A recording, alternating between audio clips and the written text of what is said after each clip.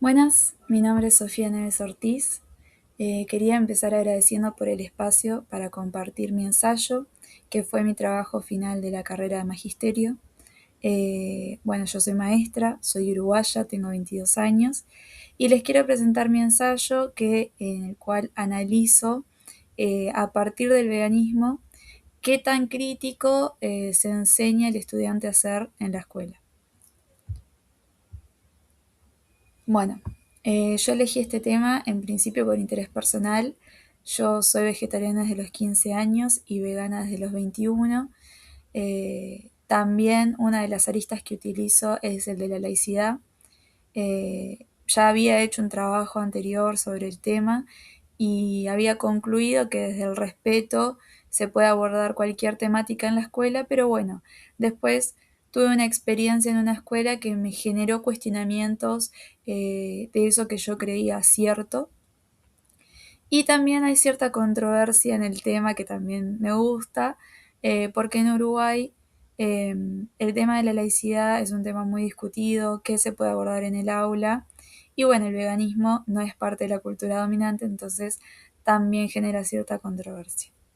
Una de las maneras que nos damos cuenta que no es parte de la cultura dominante y que no es un tema que esté tan sobre la mesa es que, bueno, mi ensayo es el primer ensayo de mi carrera que se hace sobre esta temática, y no lo digo porque importe quién lo hace primero, sino porque, bueno, nos ayuda a visualizar que no es algo que se cuestione o que se analice tan comúnmente.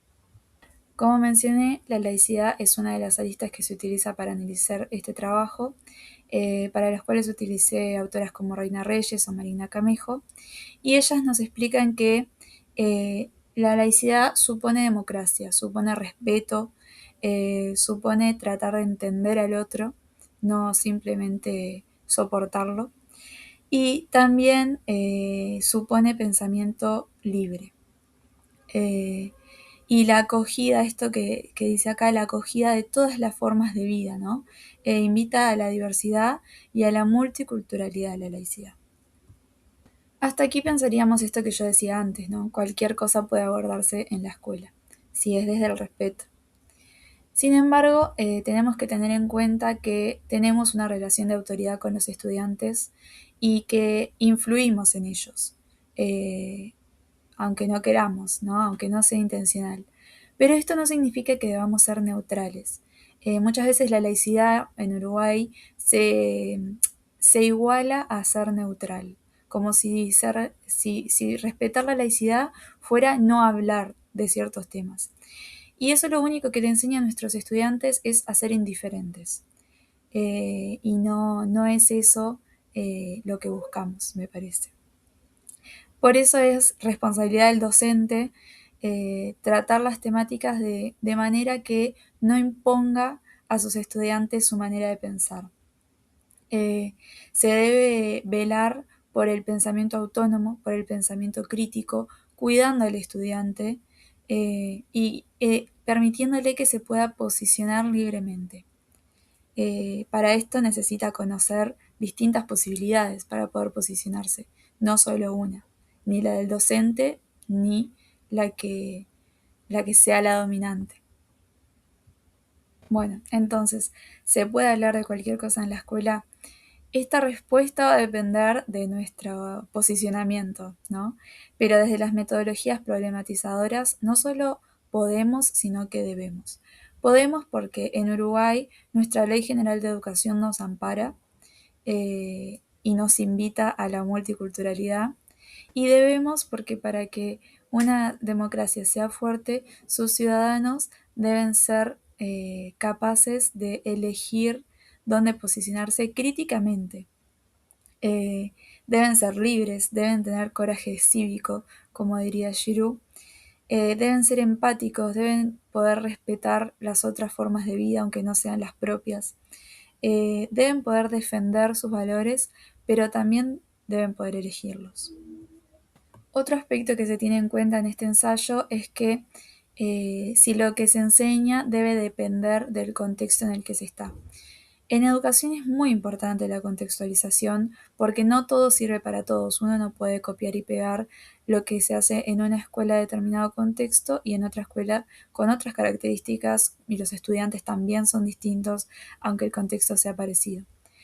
Pero esto no significa censurar temas debido al contexto en el cual nos encontramos. Es importante tener en cuenta que todos tenemos derecho a la educación, pero no solo al acceso, sino a una educación de calidad, una educación que nos desarrolle integralmente. Reina Reyes explica que es una de las bases de la democracia que todos puedan tener el mismo punto de partida o deberían tener el mismo punto de partida. Como les mencioné anteriormente, yo tuve un choque entre la teoría y la práctica al estar en una escuela que acá le llamamos de contexto crítico, en la cual muchos estudiantes no podían elegir bajo ningún concepto qué comer, y me generó el miedo de generarles una frustración al compartir mi realidad con ellos, porque justamente una sabe que tiene cierto impacto y cierta influencia en sus estudiantes, que no por decirles nada más que sos vegano o vegana, ellos van a adquirir ese posicionamiento, pero me generó ese miedo igualmente. Que bueno, luego yo aprendería que eso es parte de un discurso culpabilizante. Y además es importante tener en cuenta que hay muchas realidades que son frustrantes y no por eso son menos válidas o menos importantes o menos dignas de ser abordadas en el aula. A su vez, los estudiantes deben ser capaces, como dice Giroux, de ir más allá del sentido común, de ir más allá de lo que está preestablecido o lo que se cree común, normal, y no darles la oportunidad de ver otras realidades, de estar expuestos a eso, es también no permitirles posicionarse libremente, es no permitirles imaginar alternativas. Para esto debemos problematizar lo naturalizado y deconstruir esto que llamamos sentido común. De no ser así, lo único que estaríamos haciendo es reproducir la desigualdad, que la escuela puede ser una reproductora de desigualdad o puede también ser un espacio transformador. Bueno, ¿por qué no se suele abordar el veganismo? No es solo por el contexto en el cual nos encontramos, es porque es una posición contraria a la cultura dominante. ¿Cómo es la cultura dominante? Especista, antropocentrista, machista, racista, capitalista, heteronormativa. Sin embargo, el veganismo es una posición ética antiespecista y animalista, que respeta y empatiza con todo ser sintiente. Cragnolini nos explica que nuestra sociedad está estructurada por la violencia y se basa en una lógica de dominación en la cual las vidas son organizadas jerárquicamente. Eh, bueno, el humano por encima de otros animales, pero a su vez quien está por encima de todos es el humano varón, blanco, cis, heterosexual. Bueno, aquí vemos la relación de los sismos, ¿no? Del racismo, del sexismo, del especismo. Están interrelacionadas. Este individuo que se encuentra por encima de los otros se cree en el poder de utilizar como objetos para su satisfacción a todos quienes estén por debajo, sean mujeres, sean animales. Em, y, y a su vez podemos ver cómo los animales en esta pirámide están organizados también por similitud con el humano. Se, se ponen por encima los animales de compañía, los cuales son con los que convivimos, los domesticados, que tienen nombre generalmente, que muchas veces podemos ver su personalidad en el día a día y, y eso los hace más similares en nuestros ojos a los humanos, por tanto merecen ser cuidados, merecen entre comillas. Por otro lado están los animales salvajes, que bueno, generalmente son carnívoros y merecen ser libres.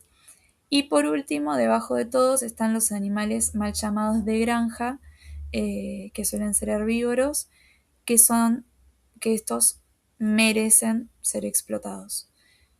La autora nos explica que ya es parte del sentido común que los animales están para satisfacer las necesidades humanas. Por eso también retomo lo que decía Giroud de la importancia de ir más allá del sentido común. Pero a su vez hay prácticas educativas que reproducen este sentido común, como por ejemplo cantar canciones como Señora Vaca, que mencionan que la vaca es buena trabajadora y que nos da la leche, ir a la granja en una salida didáctica a ordeñar una vaca, o mismo cuando se aborda el plato saludable, generalmente se aborda siempre un plato que tiene carnes, lácteos, huevo, y eso también puede promover la idea de que quien no come ese plato, que no son solo los veganos, también celíacos, intolerantes a la lactosa, no son sanos.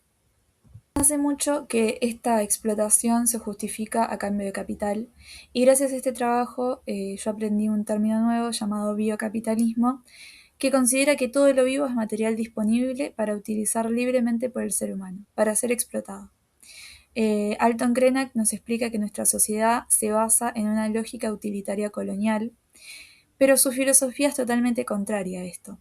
Es más, ni siquiera cree en la propiedad privada porque su filosofía eh, considera que no hay nada nuestro realmente, sino que somos con el resto de los seres.